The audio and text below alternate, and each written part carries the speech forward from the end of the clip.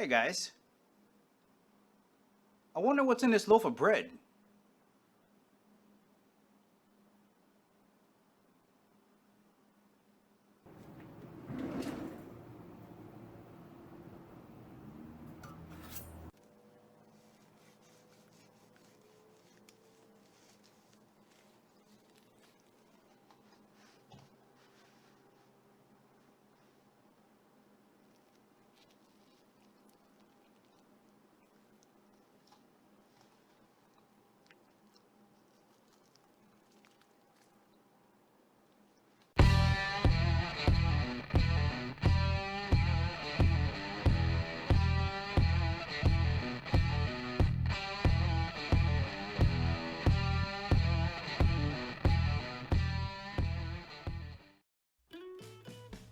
Alright, we're going to break it down into 3 stages to make it more manageable. So the first step is taking care of the tenderloin or filet mignon. Second, we're going to make the duxelle.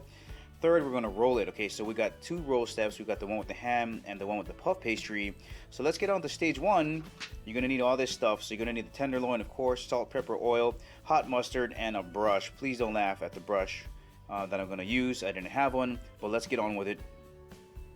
Okay, let me just start off by saying that this is a bigger piece than normal, meaning that I had to leave some of the muscle on the actual filet mignon portion.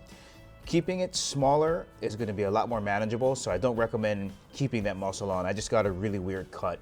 Anyway, you're going to salt and pepper, oil up your pan. You're going to sear it on all sides, season it on all sides. Don't forget to do the tips. When you're done, you're going to transfer it to a plate. Put that mustard on there while it's hot, so when it cools, it's going to pull that mustard in there. Yes, I am using a toothbrush. It would be a lot nicer if I had a regular brush for it, but that's all I had at the time. When you're done, you're going to have something that looks like that.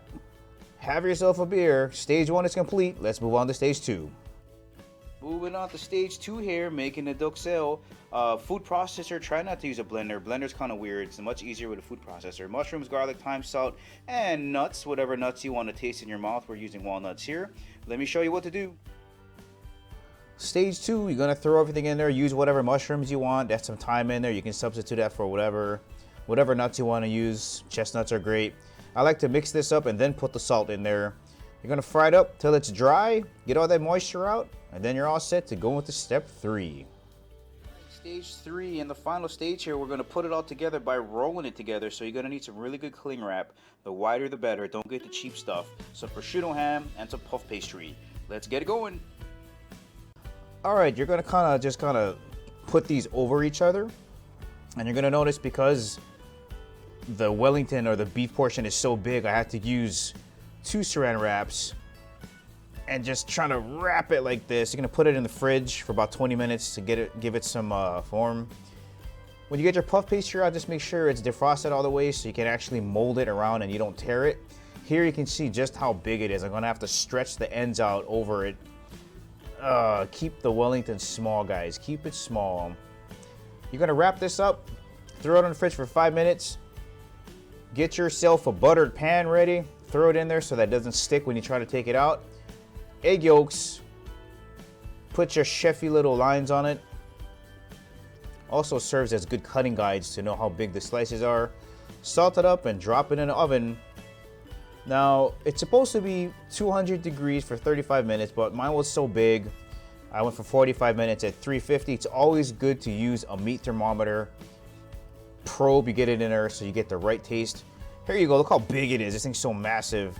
Be careful, you don't want to rip the pastry in the bottom. And when you're done, you're gonna have something that looks like that. You can kind of see on the right hand side there, that piece of muscle that I had to leave on there. Medium rare. Guys, that's the ending of the video. If you haven't subscribed to my channel, please do. If you like the video, give me the thumbs up. And as always, I will catch you later.